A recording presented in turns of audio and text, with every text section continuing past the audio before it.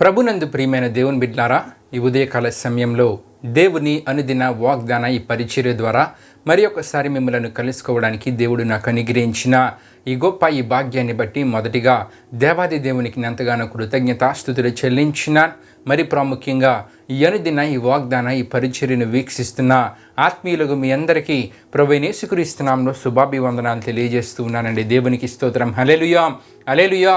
ప్రియమైన దేవుని బిడ్డలారా, ఈ ఉదయకాల సమయంలో దేవుడు మీకు ఇచ్చిన వాగ్దాన వాక్య భాగము జెఫన్యా గ్రంథము 3వ అధ్యాయము 15వ వచనమే ఉన్నది.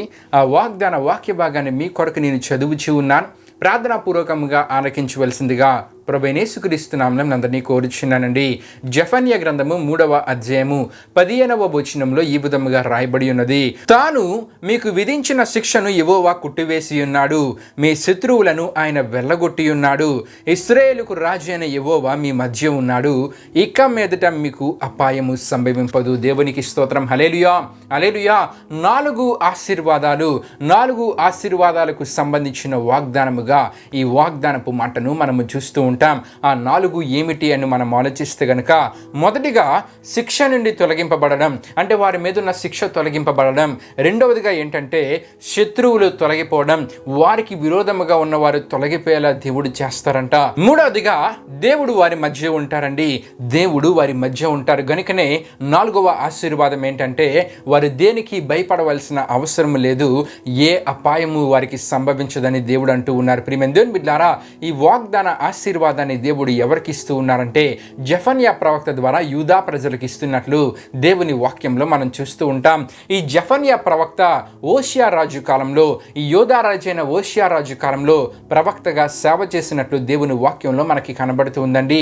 ఈ ఓషియా రాజు క్రీస్తు పూర్వము 7వ శతాబ్దంలో ఈ యూదా ప్రజలను పరిపాలించినట్లు చరిత్రకారులు మనకి చెప్తూ ఉన్నారు. అయితే ఈ ఓషియా రాజు కాలానికి ముందు యూదా ప్రజల యొక్క ఆత్మీయత పూర్తిగా దిగజారిపోయిందండి. ఆ సమయంలో యూదా ప్రజలు ఎలా జీవిస్తూ ఉన్నారంటే వారు దేవుని పూర్తిగా విడిచిపెట్టారు, అన్య ఆరాధనలు వారు చేస్తూ ఉన్నారు. అంతేకాకుండా అవినీతి పరులుగా వారు ఉన్నారు, అన్యాయముగా బ్రతుకుతూ ఉన్నారు. ఇలా వారు జీవిస్తున్నారు కాబట్టి దేవుడు తీర్పును ప్రకటించారండి.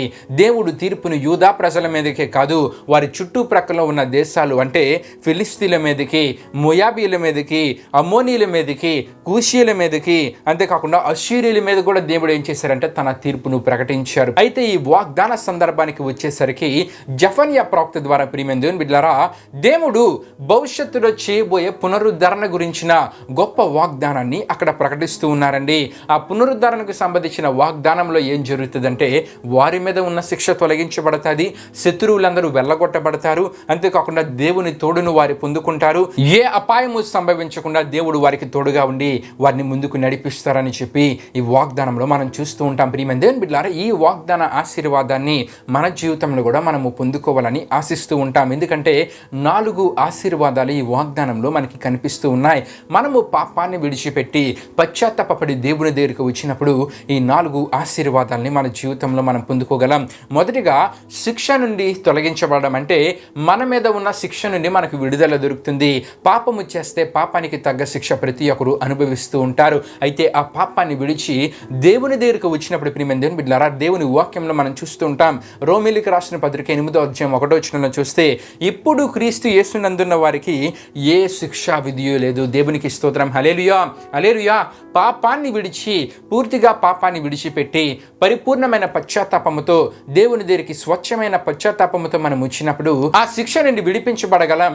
ఎలా అంటే దేవుడు క్షమించి మన మీద ఉన్న దోష శిక్షను ఏం చేస్తారంటే దేవుడు తీసివేస్తారండి. సమాధాన పరిస్థితులను మన జీవితాల్లో కలుగు చేస్తారు. అంటే మొదటిగా పాపాన్ని విడిచిపెట్టాలి, పాపానికి దూరముగా జీవించాలి, పరిపూర్ణమైన పశ్చాత్తాపముతో దేవుని దగ్గరికి వచ్చి ప్రార్థిస్తే మన మీద ఉన్న శిక్ష నుండి మనకు విడుదల దొరుకుతుంది. రెండవదిగా మనం చూసుకుంటే శత్రువులను వెళ్ళగొట్టి ఉన్నాడని అక్కడ మనం చూస్తూ ఉంటాం. అంటే ప్రియమైన దేవుని బిడ్డలారా, పాపాన్ని విడిచిపెట్టి దేవుని దగ్గరికి వచ్చినప్పుడు ఆ పాప శిక్ష నుండి మనకు విడుదల దొరుకుతుంది. విడుదల దొరికిన తర్వాత మనకు విరోధముగా ఎవరు ఎన్ని ప్రయత్నాలు చేసినా సరే ఆ ప్రయత్నాలు మన మీద పనిచేయవని చెప్పి చెప్పి ఈ వాగ్దానం ద్వారా మనకు తెలియజేయబడుతుందండి. నిజమే ప్రియమైన దేవుని బిడ్డలారా, సాతాను ఎన్ని ప్రయత్నాలు చేసి మన మీద ఆధిపత్యం చలాయించాలని ప్రయత్నించినా సరే దేవుడు వాడిని మన నుండి పూర్తిగా దూరంగా తరిమేస్తాడండి. దేవునిలో మనం ఉన్నప్పుడు, దేవుని కొరకు నమ్మకంగా జీవించినప్పుడు ఈ ఆశీర్వాదాన్ని పొందుకోగలం. మూడవదిగా యెహోవా మీ మధ్య ఉన్నాడని అక్కడ మనం చూస్తూ ఉంటాం. ఎవరైతే పాపాన్ని విడిచి దేవుని దగ్గరికి వస్తారో వారికి దేవుని తోడు, దేవుని కాపుదల ఉంటుందండి. దేవుని తోడుని వారి జీవితంలో వారు పొందుకున్నప్పుడు శాంతికరమైన పరిస్థితులు వారి జీవితంలో అనుభవిస్తారు. ధైర్యంగా అన్ని విషయాల్లో ముందుకు వెళ్ళగలరు. అంతేకాకుండా వారికి భవిష్యత్తు విషయమైన ఒక ఆశ వారి జీవితంలో ఉంటుంది. వారి జీవితంలో ఒంటరితనం అనేది ఉండనే ఉండదండి. ఎంత గొప్ప ఆశీర్వాదకర స్థితి, ఎంత గొప్ప సమాధానకరమైన స్థితి దేవుని దగ్గరికి వచ్చిన వారు పొందుకుంటారో ఈ వాగ్దానంలో మనం చూస్తూ ఉంటాం. చివరిగా ఏ అపాయము సంభవింపదని అక్కడ మనకి కనబడుతూ ఉంటుంది. ఈ మాటని చాలా మంది తప్పుగా అర్థం చేసుకుంటూ ఉంటారు. నిజానికి దేవుని వాక్యంలో మనం చూసుకుంటే యోహాను సువార్త 16:33 మనం చదువుకుంటే లోకములో మీకు శ్రమ కలుగునని మనం చూస్తూ ఉంటాం. అంటే ఈ లోకములో జీవిస్తున్న మనకి శ్రమలు అనేవి ఎదురవుతూ ఉంటాయి. అయితే ఇంకా అక్కడ ఏమని ఉంటుందంటే ధైర్యము తెచ్చుకునడి, మీరు ఆరాధిస్తున్న దేవుడు లోకాన్ని జయించాడని అక్కడ మనం చూస్తూ ఉంటాం. అంటే ఇక్కడ రాయబడి ఉన్న ఏ అపాయము సంభవింపదో అనే మాటలోని ఆత్మీయ అర్థం ఏంటంటే ప్రియమైన దేవుని బిడ్డలారా, లోకములో మనకి శ్రమలు కలుగుతాయి కానీ ఆ శ్రమల ద్వారా మనకి ఏ అపాయము సంభవించదు. ఎందుకంటే దేవుని తోడు మనకు ఉంటుందండి. ఈ శ్రమల ద్వారా ఎటువంటి కీడు అనేది మనకు కలగదు. ఆ శ్రమల నుండి మనము బయటపడడానికి మనకు ఎవరు తోడుగా ఉంటారంటే నిజ రక్షకుడైన యేసుక్రీస్తు వారు మనకు తోడుగా ఉంటారు. దేవునికి స్తోత్రం. హల్లెలూయా, హల్లెలూయా. ప్రియమైన దేవుని బిడ్డలారా, ఇలా మనం జీవిస్తున్నప్పుడు గొప్ప ఆశీర్వాదాలు పొందుకోగలం. అయితే ఈ వాగ్దానము ప్రియమైన దేవుని బిడ్డలారా ఇశ్రాయేలీయుల పట్ల, యూదా ప్రజల పట్ల నెరవేరిందా లేదంటే వారి మీద దేవుడు తీర్పును ప్రకటించినప్పుడు కొన్ని సంవత్సరాల తర్వాత వారు బబులోనీయుల చెరలోనికి వెళ్ళారు. 70 సంవత్సరాలు అక్కడ బానిసలుగా ఉన్నారు. ఆ తర్వాత ఈ వాగ్దాన ఆశీర్వాదము వారు పొందుకున్నారండి.